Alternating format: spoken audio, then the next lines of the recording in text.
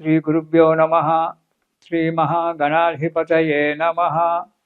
ఇక వృశ్చిక రాశి వారికి, ఈ రాశి వారికి 2026 సంవత్సరంలో మార్చి 18 వరకు ఆదాయం 5, వ్యయం 2గా ఉంది.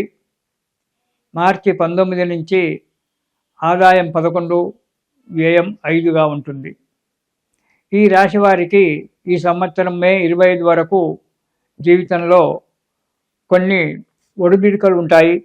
అనుకున్న పనులు కాకపోవడము, మానసిక చింతన, మనోవ్యాకులత, ఎదుటి వారితో నిష్ఠురాలు కావడము, సమయానికి చేతికి డబ్బు అందకపోవడము, ఇలాంటి వృశ్చిక రాశి వారికి మే 25 వరకు జరుగుతుంది.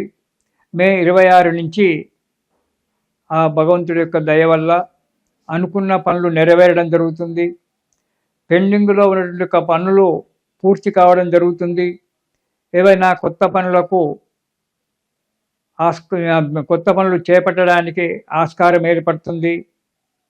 మానసిక చింతన అనేటువంటి తొలగిపోతుంది. ఒక స్థితికి, ఉన్నత స్థితికి, ఒక మెట్టు పైకెక్కడానికి మీకు ఆస్కారం దొరుకుతుంది మే 26 తారీఖు నుంచి. సంఘంలో విలువలు పెరుగుతూ ఉంటాయి.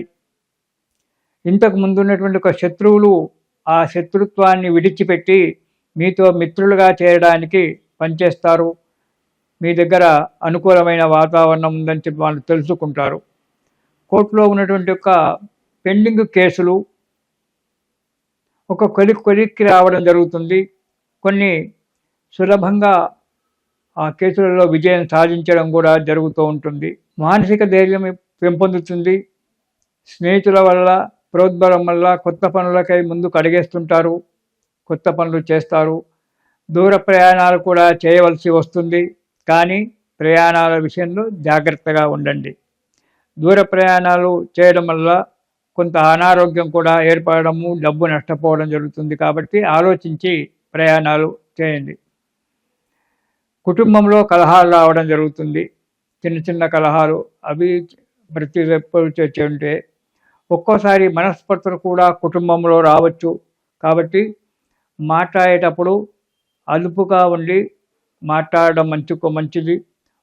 అలాంటి యొక్క సందర్భాలు రాకుండా, విరోధమయ్యేటువంటి ఒక మనస్పర్ధలు వచ్చేటువంటి ఒక సందర్భాలు జరగకుండా చూసుకోవడం చాలా మంచిది. కుటుంబ విషయంలో మాత్రం చాలా జాగ్రత్తగా అడుగు ముందుకెయ్యాలి. ప్రతి విషయంలో కూడా ఆలోచించాలి. ఇక ప్రభుత్వ ఉద్యోగాలకు కనుక చూసుకున్నట్టయితే దూరంగా లేక అనుకోని చోటికి బదిలీ కావచ్చు. కొంతమందికి వృశ్చిక రాశి వారికి మీరు అనుకున్న దానికంటే కూడా దూరంగా బదిలీలు కాబట్టేటువంటి ఒక ఆస్కారం ఉంది. కానీ వెళ్ళాలి, తప్పదు. జీవన పోరాటం అది. కొంతమందికి మాత్రం అనుకూలమైనటువంటి ఒక వాతావరణం ఏర్పడడానికి కాసుకోండి.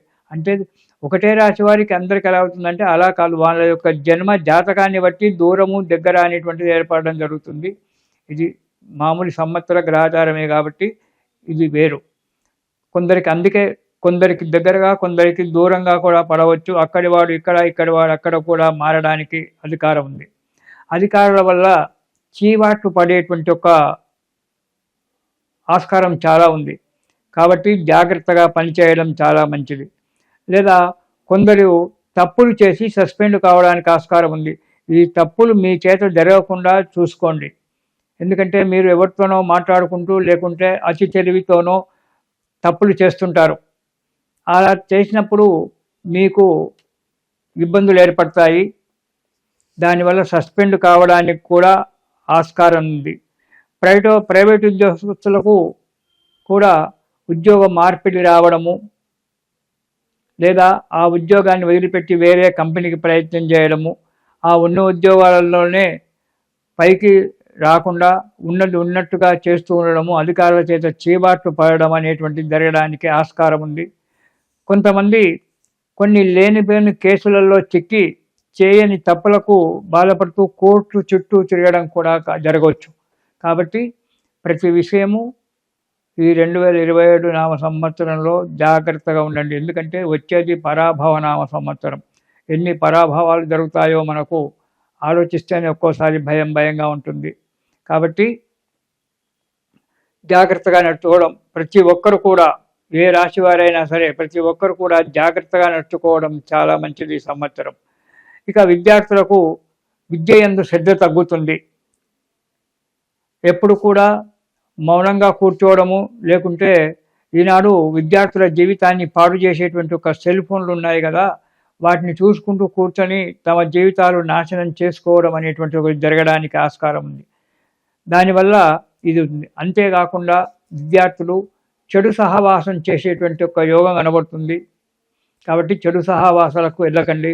అనుకున్న చోటికి అడ్మిషన్ అనుకున్న కాలేజీలో కానీ అనుకున్న స్కూల్లో కానీ అడ్మిషన్ దొరకకపోవడము, విదేశాలకు ప్రయత్నం చేస్తే ఆ విదేశాలకు మీకు వెళ్ళడానికి ఆస్కారం దొరకకపోవడము, అనుకూలంగా వాతావరణం ఏర్పడకపోవడము జరుగుతుంది.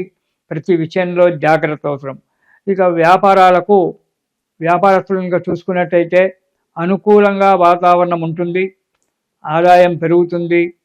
యత్న కార్యక్రమాలన్నీ కూడా సునాయాసంగా కొత్త వ్యాపారాలు పెట్టుకోవడము, కొత్త వారితో స్నేహం చేయడము, మీకు ఇంతకు ముందు వచ్చేటువంటి ఒక డబ్బు ఏదైతుందో అది తిరిగి రావడము వ్యాపారాలకు ఉంటుంది. ఆదాయం బాగానే ఉంటుంది, కానీ డబ్బు ఇంటిలో ఖర్చు అధికంగా వస్తుంది. చేసేటువంటి కార్యక్రమాలన్నీ కూడా సునాయాసంగా నెరవేరుతాయి, కానీ మీరు మధ్యవర్తిత్వం చేయకుండా ఉండడం చాలా మంచిది. మీడియేటర్గా ఎక్కడ కూడా మీరు ఈ వృశ్చిక రాశి వారు ప్రయత్నం చేయకండి. మీడియేటర్గా కనుక మీరు ఉన్నట్లయితే ఆ కొట్లాడుకున్న వారు ఇద్దరు వాళ్ళు మంచిగానే ఉంటారు, కానీ ఆ విషయం మీ పైన పడి మీరు బాధపడేటువంటి ఒక విషయము మీరు బాధపడాల్సి వస్తుంది. కాబట్టి మీడియేటర్గా ఎక్కడ కూడా ఉండకుండా తటస్థంగా మాత్రం ఉండి మీ పనేందో మీరు చూసుకోవడం వల్ల మీకు యోగదాయకంగా ఉంటుంది వ్యాపారస్తులకు. ఈ సంవత్సరము ఈ వృశ్చిక రాశి వారు గురు స్తోత్రం కానీ గురు చరిత్ర కానీ ప్రతిరోజు పారాయణం చేయడం చాలా మంచిది. దానివల్ల అనుకూలమైనటువంటి ఒక వాతావరణం ఏర్పడి మనశ్శాంతి దొరుకుతుంది. చేసేటువంటి ఒక వృత్తిలో కానీ ఉద్యోగంలో కానీ ముందుకు అడిగేయడం వల్ల మనశ్శాంతిగా ఉంటుంది. గురు స్తోత్రం కానీ మీకు వీలైతే గురు చరిత్ర కానీ పారాయణం చేయండి, శుభం జరుగుతుంది. ఓం శుభం.